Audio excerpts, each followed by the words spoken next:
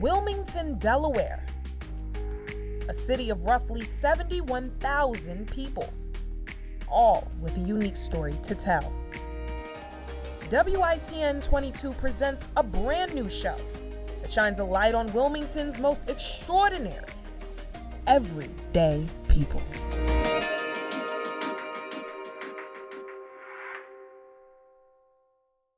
Hello, everyone, and welcome back to Everyday People. I'm your host, India Sage. Coming on the show today is a man with a remarkable story about how his life completely changed after spending 6.5 years in prison. In 2007, Adam Kramer was arrested for his connection to one of the most profitable drug trafficking rings in the state of Delaware at the time. But his story doesn't start or stop there. So he took me back to one of his old neighborhoods to show me exactly how this life of crime began. Let's take a look. So we moved down to this area when I was 14, going into 15 years old. I was really, disobedient and just testing the waters. My parents were going through a divorce. My mom, she had breast cancer during that time. I was dealing with it through anger. I had outbursts. I would break things, getting into marijuana, start smoking it, and then, with the entrepreneurial young mind, we don't have money to actually buy it, so why don't we save up our money, buy a lot, sell it, so then we have free marijuana to smoke. And once we figured out how to do that, it was really game over.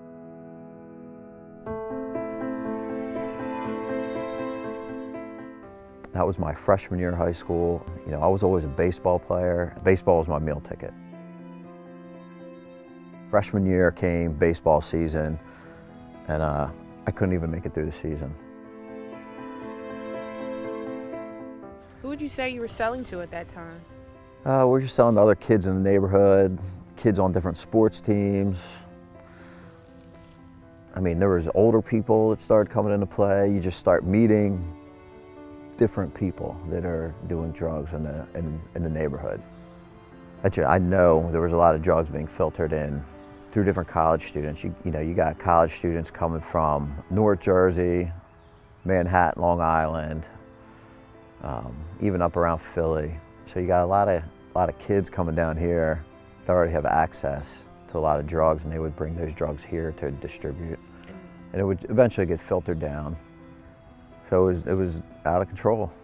It started when I was 15, it ended when I was 27. At least the newspaper said we were making, between my partner, myself, and maybe another guy, the paper said $10 million a year. And it did feel like that, because at any moment of time, we had cars, we had nice cars, we could travel. Get up and go to Vegas, to Miami, Atlantic City, New York City, stay in New York City, staying in Philly for a long time, spending a lot of money, young to mid 20-year-old guys. We just went for it. That last summer, I just took off and just partied all over the East Coast for about 5 months. When did it finally come to an end? September 28th, 2007. I was sitting at my mother's house awaiting to actually go to Pennsylvania State Prison for a DUI case. They sentenced me to 2 years, and I was getting ready to leave to go to the prison. And that's when multiple agents stormed my mother's house. Coming over the fence, through the gate, over the roof, pinning me down to the ground and hauling me away.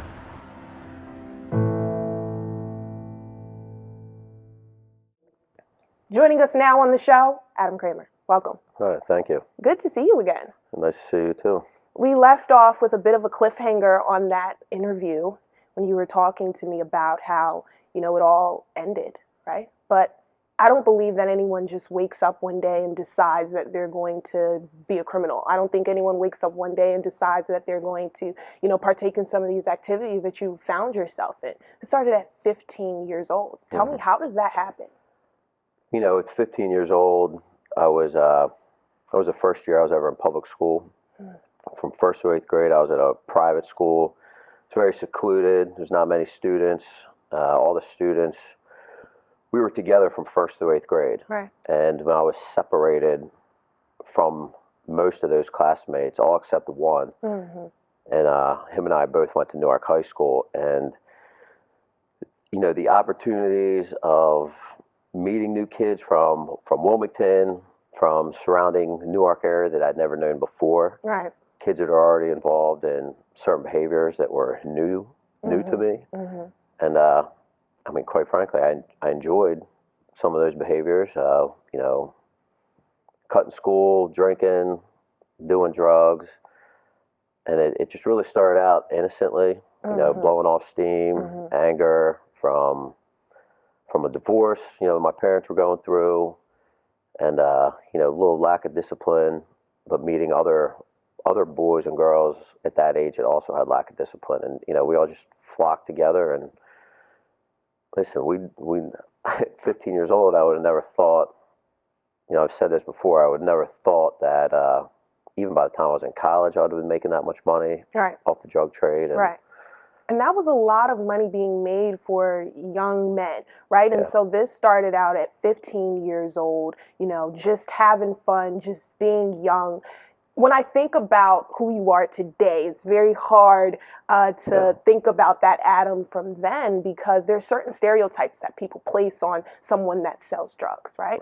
And so you live in this suburban neighborhood, you're going to this high school, you're playing sports, you just didn't fit the mold that most people think. Do you think that a lot of the trauma that you were dealing with in your life at home really made a major impact on you to want to even lead you into this life?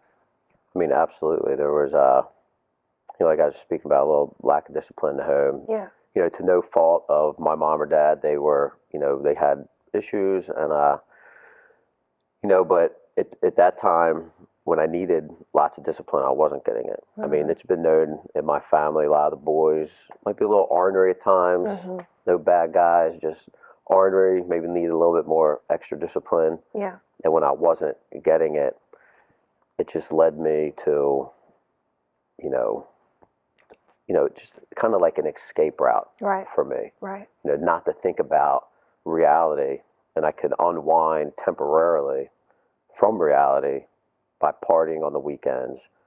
And once you don't have enough money to fulfill that partying, you start seeking other ways to make that money. Right, to make money, to fuel the party. Did anybody in your family at this time notice that your life was kind of taking a different direction and turn?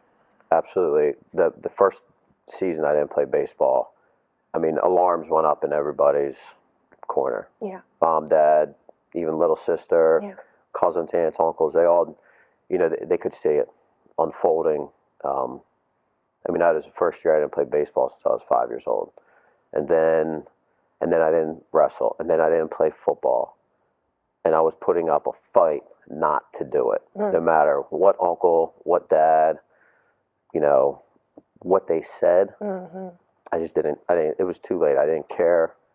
I was very blatantly disobedient and, just throwing up roadblocks and just refusing to play sports. When did you notice that things were starting to spiral out of control? I think that freshman year of high school, because deep down inside I was mad at myself for not playing baseball, because I knew, playing football and wrestling was okay for me, and I really did it just to stay in shape to play baseball. I had already spoke to a baseball coach, I'd spoken to some college coaches, and it hurt me not to play baseball my freshman year. And it's more of a hand-eye coordination sport, so once you don't play one season, automatically the next season, it's like you're playing catch up. Right. Different from football and wrestling, where you can kind of just jump in and out and pick it back up. A lot of people would say, get kids involved in activities, get them in sports. This is what's going to help keep them out of trouble. But That didn't work for you. Yeah. Why is that? I think I just, they say one of the most dangerous times in America is between 3 p.m. and 5 p.m. because the lack of parenthood, parents still being at work. So, like I said, I wanted to fuel the party on the weekend. Well, the money making came between those hours, 3 to 5 p.m. So, and that's also when practice was. So there'd be times where I would try to skip practice, make a couple illegal moves, and act like nothing happened. But eventually, that was not working. So I just said, I'd rather be partying on the weekends and I need money to do it. So I'm going to, do drugs and sell drugs after school. And finally, this caught up with you, Adam. Years later, you find yourself at your mother's house being arrested for what you've been involved in over all these years. What was that moment like? I wasn't surprised. I mean, I knew for a time that the DEA was around. There was other people that I was tied to that were arrested and already in jail. It was a relief. Honestly, I had been running hard for about 6 months at that point. Yeah. Drinking, I would probably say drinking 6 or 7 days a week. A lot of cocaine use, 6 or 7 days a week. And I was just tired. My brain was tired. I was tired of running and finding places to move around up and down the coast. I was running out of money. I remember you telling me in the interview that your mom, your family, by this time were actually happy that you were somewhere that they knew where you were. I think my mom and dad were relieved at that point because they knew where I was sleeping. And you were sleeping in many different places because from what I've learned over the course of that 6.5 years, you were in 10 different prisons. At what point did you start to feel any remorse or regret for what happened? At what point did you start to decide, I want to turn my life around? I don't want this moment to define me. I think there was a gradual change.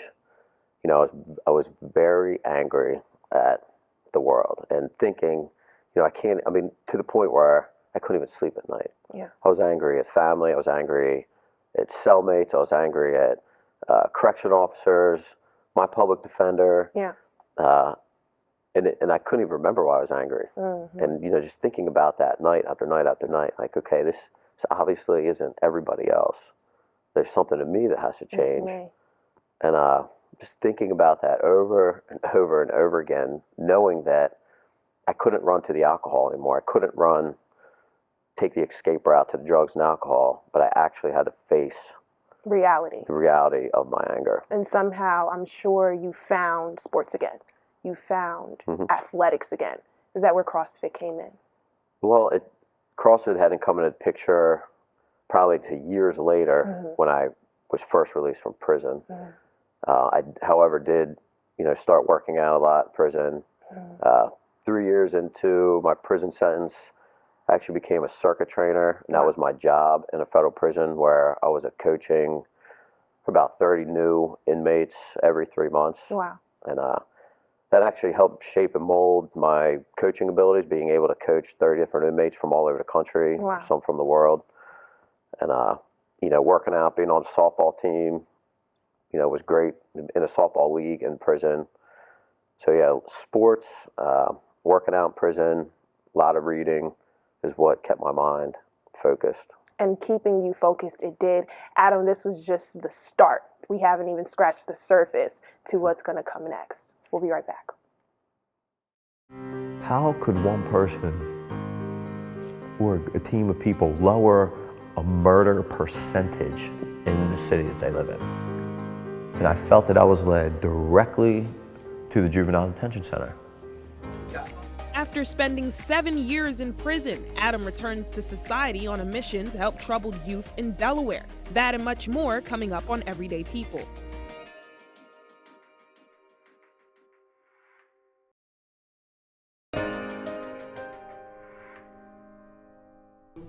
Welcome back.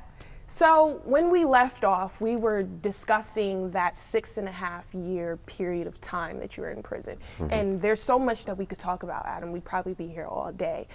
But you were telling me about how you were finding yourself again. Would you call it finding yourself again? Yeah, I was digging deep inside. I'd been, started drinking around 12 years old, and then it got super heavy when I was 15. Drugs being a major play from 15 to 27 years old. So a lot of what you went through is kind of now being suppressed. Right. Right. And so when you were in prison, you were able to really get connected to who Adam was again and what Adam liked to do. Right. It was the first time I was sober as an adult. Wow. For a long period of time. Yeah. Was in prison. That took, say, about 3 months in. The clouds were clearing, starting to think more clearly, back on my feet, and now I'm first facing, the worst external circumstances of my life. Yeah. What was your family going through at that time? I know some people say that when one person goes to prison, the entire family goes too. They're worried about you, they're thinking about you. Did you have any connection with anyone on the outside? Were you in communication with anyone? Yeah, I mean, my mother and father, Yeah. and my sister, Audrey, who is now my wife, I wasn't dating her at the time, but I know she was going through a rough time on basically just the not knowing on what was going to happen, and what we did know was the potential of what could happen. Right. So those things combined, of course they were worried. I mean, they felt safe that they knew I'd be alive another night, but at the same time, not knowing how long of a sentence I could get was a struggle. Do you feel like you were lucky with that amount of time? Some people say, go harsher, go harder. Yeah. And some people say, well, give them a chance so that once you do get released from prison, you can do more with your life. Do you feel lucky? When they gave me my sentence, I wanted to do flips in the courtroom because I knew how it could have been a lot. It could have been way worse. We could have got a lot, double-digit years, and that didn't happen. I was very grateful for the amount of time I did get. Talk to me about the day you were released. What was that like? So there was like 2 feet of snow on the ground. Audrey, who's now my wife, we weren't married at the time, she came to pick me up. I was at a Pennsylvania State Prison about 5 hours away, which is an hour south of Pittsburgh. Drove home. I immediately called my probation officer. Probation office was closed, and I called the second thing I did was call a church and beg them for a maintenance man job. And yeah, that was ate a home cooked meal. Wow. I was very careful about it. I wanted my same reading and spiritual disciplines to be the same on my last day of prison and my first day out. Did you fear that you would not be able to get a job after you were released? No, not at all. I mean, there are some guys out there say, oh, it's so hard to find a job, but in reality, there's lots of second chances out there, and there's lots of people, especially today, that are willing to give somebody a second chance if they show, that they're a go-getter. And that's exactly why I called the church. They told me no, and I said, I'll call back tomorrow. Very persistent, called them back the next day. I'm like, look, I will work for cheap. I don't have a car. I'll be walking there, clean the toilets, clean the parking lots, whatever you want. And I think reluctantly they turned me over to their facilities manager, and they hired me for $8 an hour for 6 months. $8 an hour is not a lot. Yeah. In a year to take care of you. So what else did you aspire to do to kind of get yourself back on your feet in this time period? I had all these, grandeur ideas before I was released from prison, but, soon to find out none of that was going to come true. I was just doing my best to save my money, look for opportunities to get certifications. Yeah, I thought most likely I'd be going to some type of trade school, some type of construction, skilled labor, and that just didn't happen.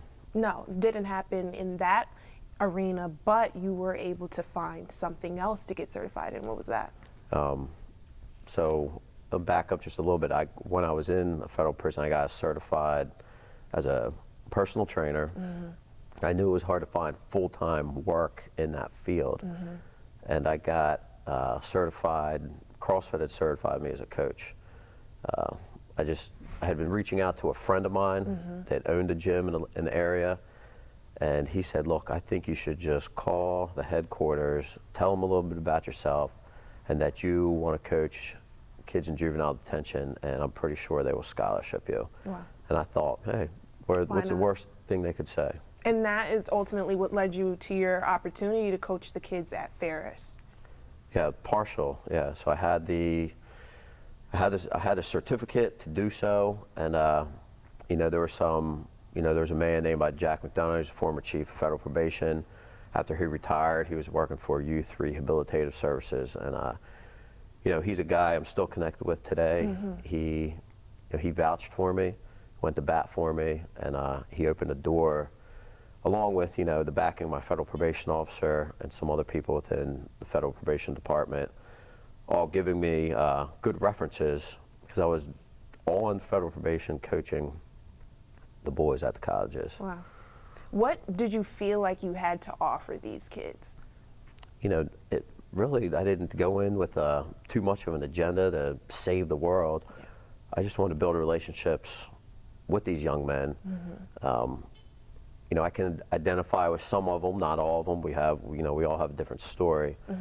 But the one thing I could identify with them was getting released, and what it's going to take for you as a juvenile to release and get back on your feet before you get to a point where I was. What was some advice that you gave to them during the time that you were mentoring? Because it was more than just coaching, Adam. When I really look back and look at your story, you were building a real connection with these kids. So what advice were you giving them to keep them focused?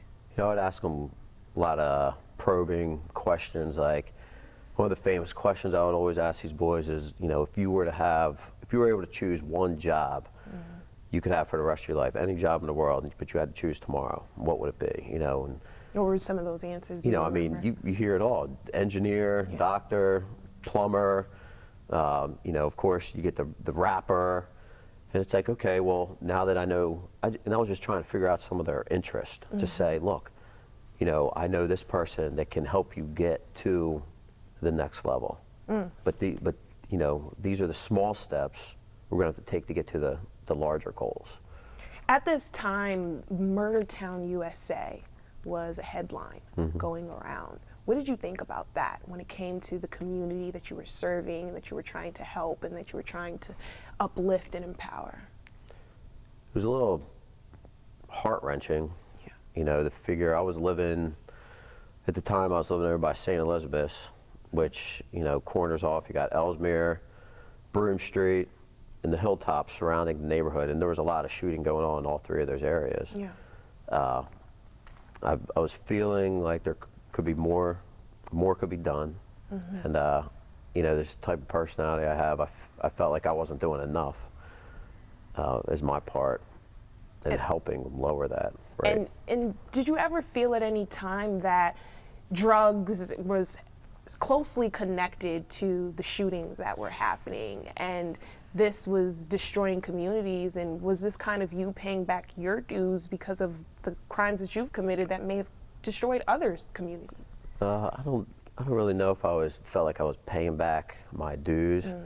I just felt that you know, I had certain gifts that I've had for a long time within coaching, leading people, you know, leading a lot of drug dealers, and just using these gifts in a positive way of coaching kids. I just felt that I didn't feel, I know, and I knew at the time that I could help, you know, reduce this murder rate. I just, you know, it was still at the same time I was getting back on my feet, you know, recently married, and it was just being consistent. You know, a lot of people telling me to go home, get some sleep. Yeah. You're not the person for this job. Yeah. And I was just like, well, I'll see you some other time. I'll see you around town, but, you know, I have some type of consistency to help me to keep pushing. And consistency has led you to another big opportunity that you're now part of. And I want to hear more about it coming up next. We're going to talk about the Green Beret Project. There's either two things that you could do. You could make it out and do something with your life, or you could get into the streets and get yourself killed. Coming up on Everyday People, today, Adam's work with the Green Beret is saving the lives of Delaware's youth through fitness. Don't go anywhere, we'll be right back.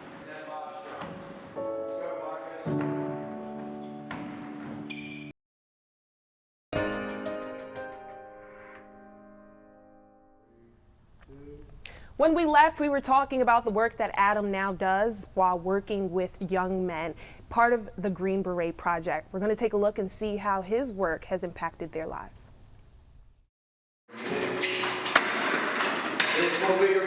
I was at an alternative school, Parkway, and coming out of that school, I had lots of anger built up. There was a moment in school where I got picked on a lot, and I didn't know how to defend myself, so I brought a knife to school.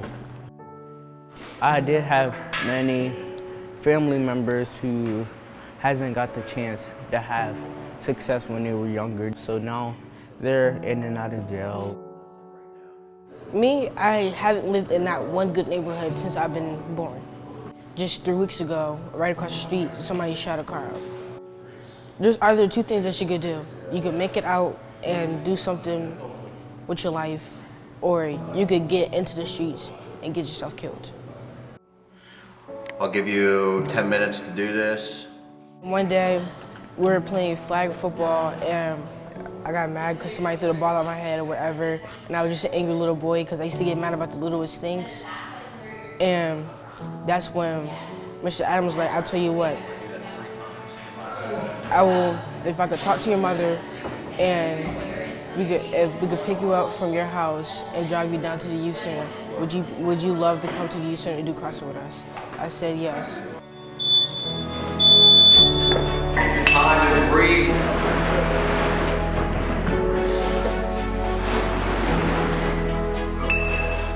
Let's go, Marcus. Adam's like a stepfather to me, really. It's like he take care of me like I'm his own child. When he really doesn't have to, he could just be a coach, but he treats me like a son. I have someone to relate to. Like, instead of just being that one oddball, got in trouble, now I actually have someone to relate to and tell my story back to. 10 seconds! I never knew I liked CrossFit and wrestling and football before I met them, but then I started figuring out, yeah, I want to do that, and I want to join the Army when I grow up, and I want to be part of the Green Beret. I look at my uncles and I look at them like, I wish they had the chance. So I want to be part of it so it can keep going and other kids gain success in their futures.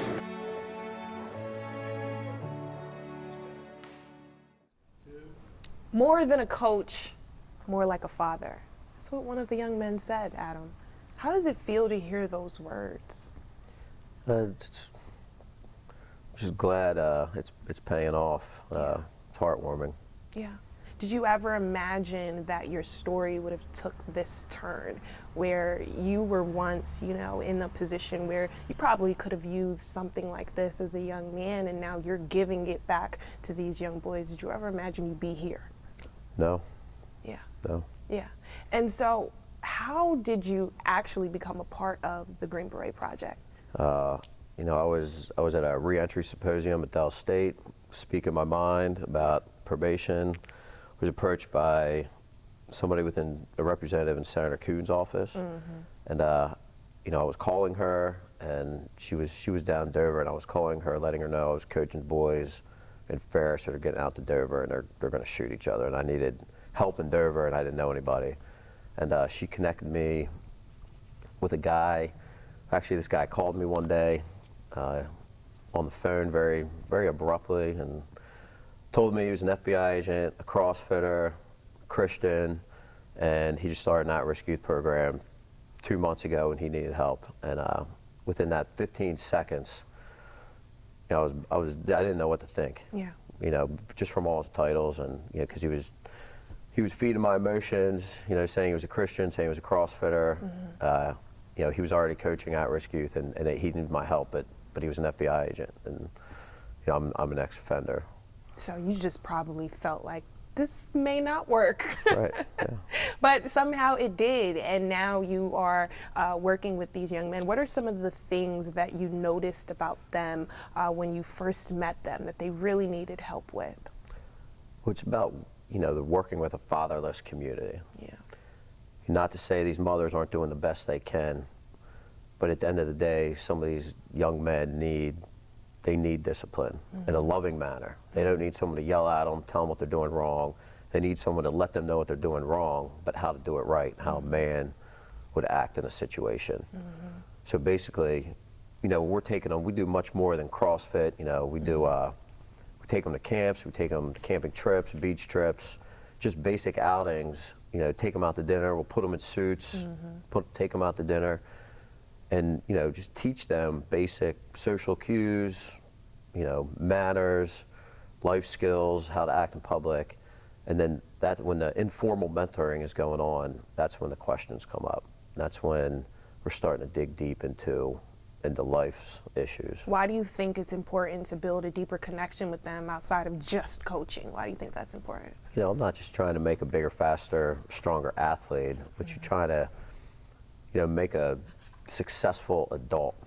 And a lot of these kids have a lot of talent that's going to go to the wayside if there isn't, somebody stepping in, showing them the way, figuring out like, hey, you have this talent, encouraging that talent, but then capitalizing on their talent with them, not for them. Some people say they don't like the idea of someone coming into their communities and trying to save these boys. What do you think about that savior mentality? Do you feel like people are looking at you like that when you come into these communities and work with these kids? I think they get scared that people come in for a little bit amount of time, they make a lot of promises, and then they leave. Right. So back to the consistency, I didn't come in with the savior mentality. I just came in and said, hey, we're offering some CrossFit and some community dinners, and you're invited. And that was it. And just built relationships. And from the relationships, that's when, it's like, okay, well, what's next? What makes you tick? How are we going to get you graduate high school? What's your report card looking like this semester? And really, I didn't, of course we had a loose agenda on what we were doing, but we didn't go in kicking down doors, we're going to save, this housing authority neighborhood. We're just coming in and trying to build some consistency.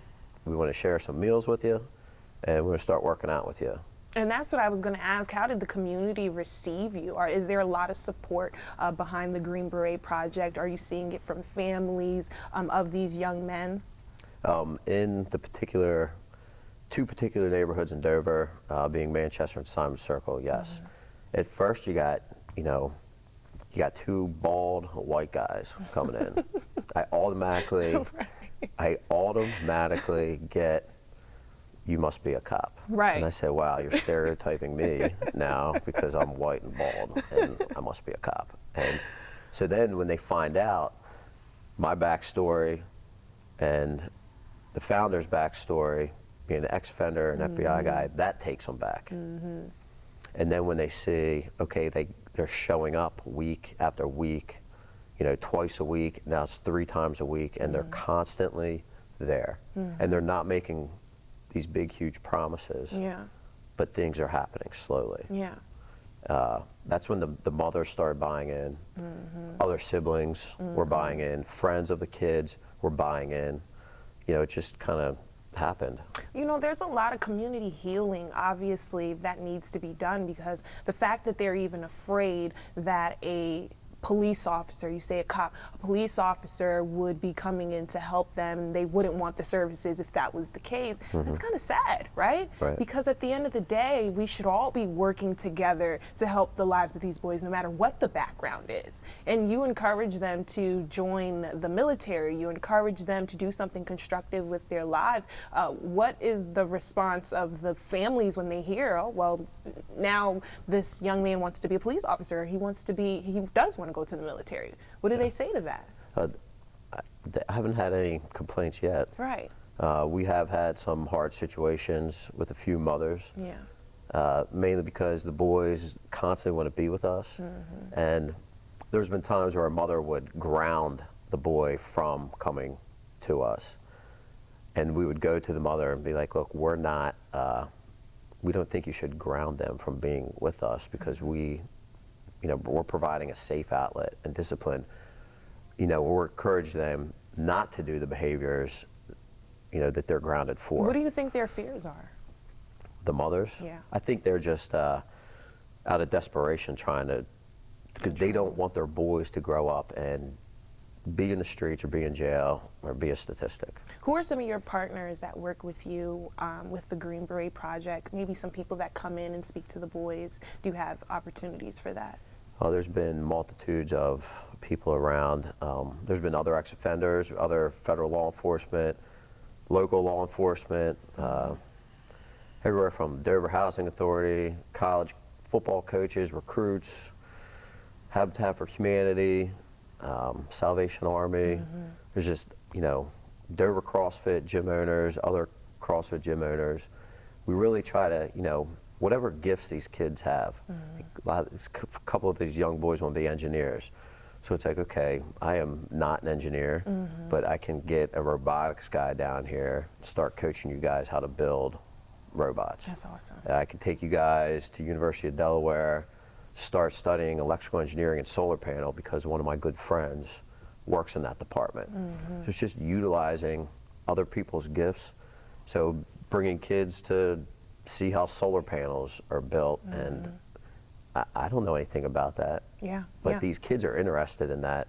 Some of them are not interested in that, and then, when they're going home and telling their mothers constantly, we're learning how to eat in a good way. We're doing, robots, and the mom already knows that they love robots. So now we're creating some buy-in. That's awesome. That's awesome. If you knew what you know now about the impact your work has had on these young men, would you have done anything in your past differently?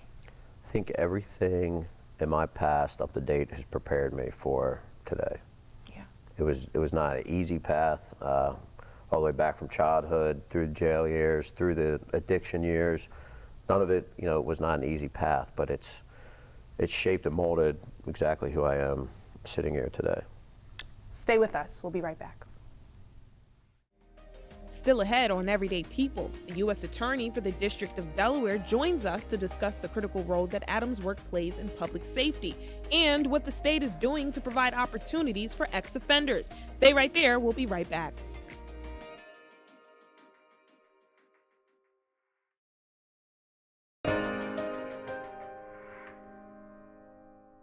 Welcome back to the show. Joining us now is U.S. Attorney David Weiss. Thank you so much for being here. Happy to be here.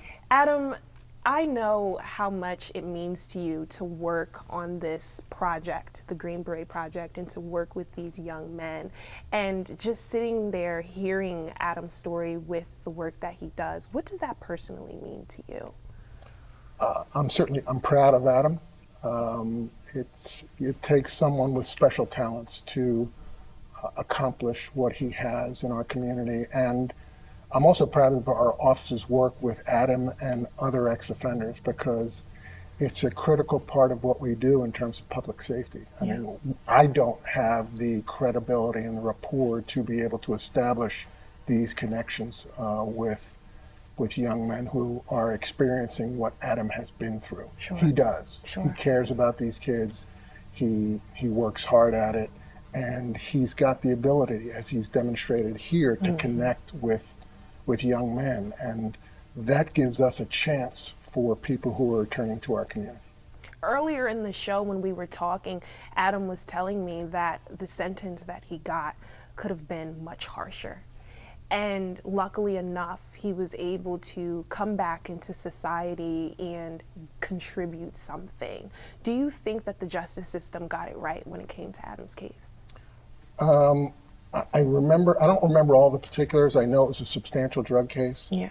But the easy response is yes. Yeah. I mean, look how it's turned out. Yeah. Adam, he did his time. He went through the evolution that he had to as part of the process in incarceration. Yeah. I mean, part of the reentry process is it can't just be the system and the others who are responsible for bringing the ex-offender along. The ex-offender has to be a part of that process. Absolutely. They have to be willing to try to, reintegrate into society. Absolutely. And so Adam clearly went through that evolution, and what he's accomplished, as I said a moment ago, has been phenomenal. On a federal level, what are we doing now to help ex-offenders like Adam enter back into society and be able to contribute something, maybe not as similar as he has, but something to society? Well, on a national level, for instance, the First Step Act was passed in the last year. Now that specifically provides good time credit for those who go through a recidivism reduction program.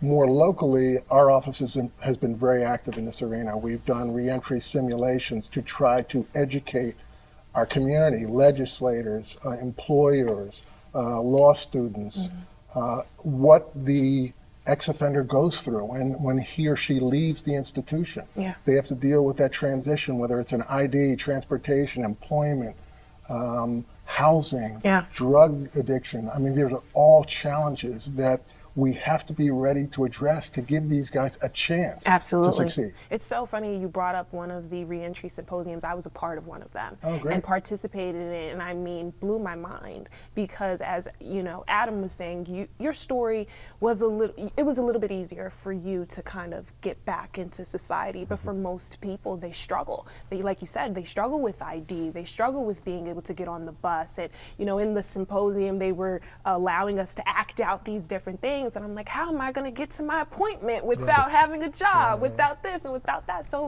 it was tough. What do you think are some of those reasons that would make somebody less likely to succeed, and what can we do to help them so that they can succeed? Well, they've got to see an opportunity for themselves. They've got to have some hope.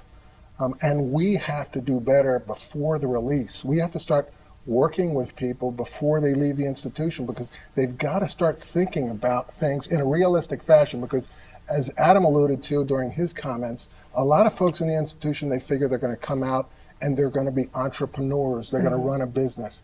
You've got to be realistic. That may happen, but it's going to take time. And first you've got to get out and you've got to get a job, or you've got to establish a structured environment at home. So you have to do the basics first. And we need to be talking, engaging with folks while they're incarcerated to help them deal with those questions and think realistically about what it looks like when you come out. And we need people, and we've used Adam, but we need ex-offenders to assist us in that process. I mean, we've done something with federal offenders. We use Skype, and we engage through ex-offenders and probation. We engage with people while they're still in there. And they're very responsive to it. They've got a lot of questions, but it's good to start the conversation. The earlier you do it, the better equipped folks are to deal with what they're facing. What type of advice would you give, Adam, to someone who has offended, is now out in society, they're trying to do better? What's some advice that you would give them to keep them from entering back into prison? Usually to be patient, start small. Yeah. I've heard story after story of guys getting out that, back to the entrepreneurial thing, they have these grandeur thoughts that they're going to get out and stuff's just going to fall right into place. And when it doesn't and they feel like a failure, that's when things can start to crumble fast. So to be patient, start small, and be consistent. Because people are watching. It took 6 months, 12 months, and people are like, okay, he's still on the right track. Let's give him another 12 months and really see if he is who he says he is after 2 years. And so some of these businesses that people may go to looking for a job, looking for an opportunity, oftentimes turn them away if they find out that they have something on their record. Is there any bit of advice that you could give to these businesses to kind of open the door for ex-convicts to be able to get their lives back on track? Yeah, I'd say, just if the person is qualified, with the skill needed to get the job done, I would say overlook these crimes and check into the references, call their POs, make sure they are who they say they are, but don't just turn them away just because you see on a piece of paper, oh, felony, automatically disqualified. Yeah. I mean, at least bring him or her in and check out the preferences and ask, be like, hey, can I call your PO? Yeah. Ask those questions to an ex-offender. U.S. Attorney Weiss, I really want to know, do you think that organizations like Green Beret are helping this problem? Yeah, I think absolutely. I think there are a number of good organizations out there who provide a vital service. I mean, you've got to give yourself an opportunity to connect with the community. Yeah. Adam and the Green Beret Project, they've done a phenomenal job at reaching into schools and giving kids a place to go, Yeah. and an opportunity to use their time productively rather than, when they leave school, hanging around and finding themselves into situations that can only lead to trouble. Absolutely. This allows them to use their time productively. It's a great outlet. I agree. And I think it's great because, we are talking about, in your instance, reentry and being able to get back into society after you committed a crime. But the real thing for me here is making sure that these kids don't ever have to enter into the system. So, Adam, love the work that you're doing. And I know that it doesn't stop here. This story has so many layers. Adam is now working on actually having a facility somewhere on the east side. So we're going to learn more about that when we get back. My hope is that, all these walls will come down, except for... Still ahead on Everyday People, Adam and the Green Beret are bringing a publicly accessible CrossFit to the city's east side with the help of a local entrepreneur who's providing jobs for returning citizens. Everyday People will be right back.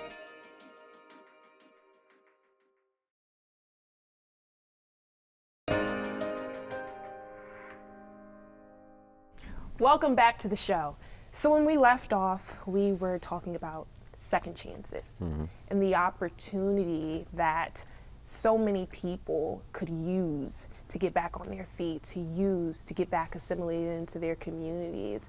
And Green Beret Project is a part of a facility that actually does that. So talk to me a little bit about the next steps for the Green Beret Project and where you guys are headed now. So we have secured a space in Riverside, behind the East Side Charter School inside of Second Chance Farms. And talk to me about what Second Chance Farms is for those that don't know. Second Chance Farms is vertical farming. Mr. Adjut George is hiring ex-offenders to farm down there, teach them entrepreneurial skills, and he's giving people a second chance. And how did you end up meeting him? How did the two of you connect? Funny story. I was coaching CrossFit. It was a little long chain of events, but I was coaching CrossFit.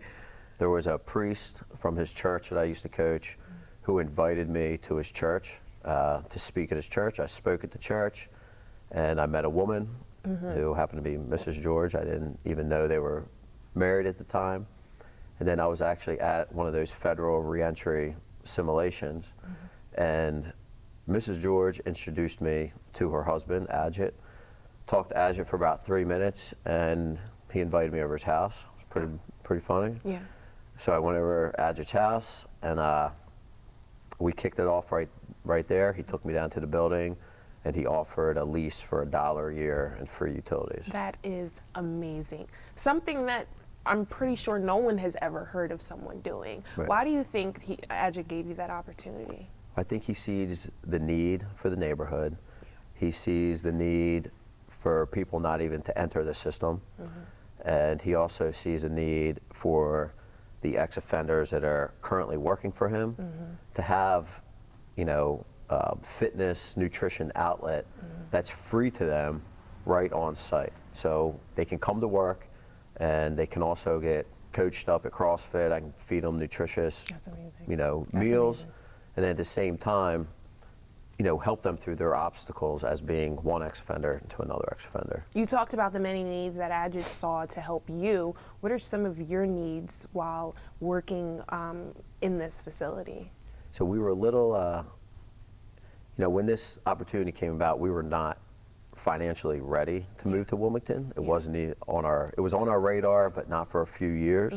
But we couldn't pass the opportunity up of a 6-year lease for $6 and free utilities. So the inside of the warehouse, the 2,000 square feet where he gave us, needed some walls knocked down. It needed to be renovated, new walls, electrical, HVAC, all moved around. So my need is for the finances to rebuild the inside of the warehouse. How can people help you with this? Well, if somebody has $92,000, that would be fantastic. And we could. I did see on your website that you guys do accept donations, and would those types of things help? Yes, every dollar helps.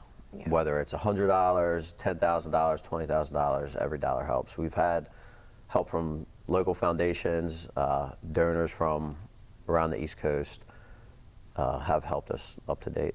And I know that with more help that you guys get, the better you're going to be able to serve this community. Thank you so much, Adam, for sitting down with me and having this conversation. I'm glad people are going to get to know your story a little bit more. We'll be right back.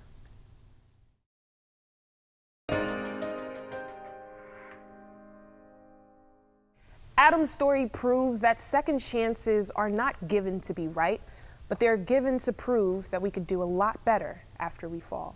Thank you guys so much for joining us on this episode of Everyday People. We'll see you next time.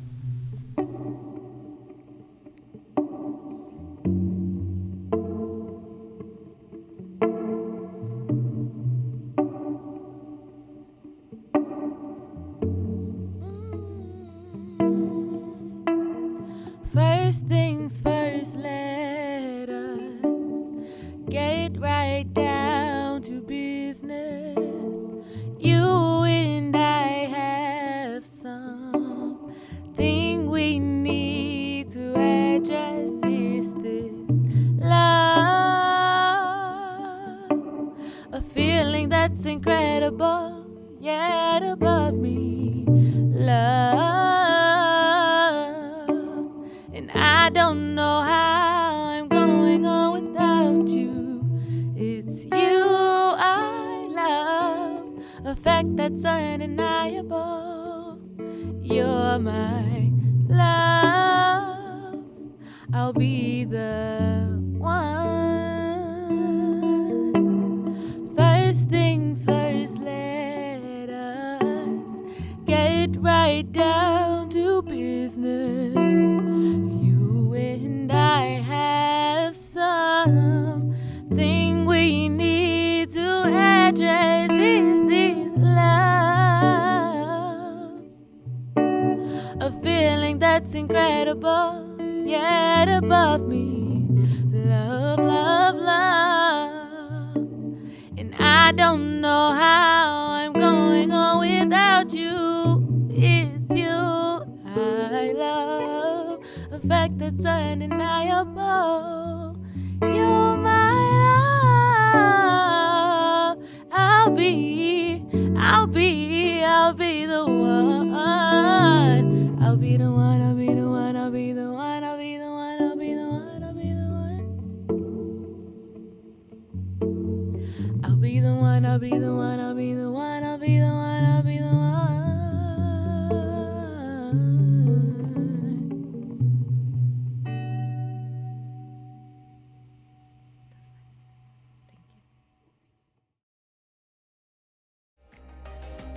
Do you have an extraordinary story to tell? We want to hear it. Please email us at bookings.everydaypeople@gmail.com. You could be our next featured guest on Everyday People. Everyday People is a production of WITN 22, filmed at the historic Grand Opera House. For more information about live shows at the Grand, please visit www.thegrandwilmington.org.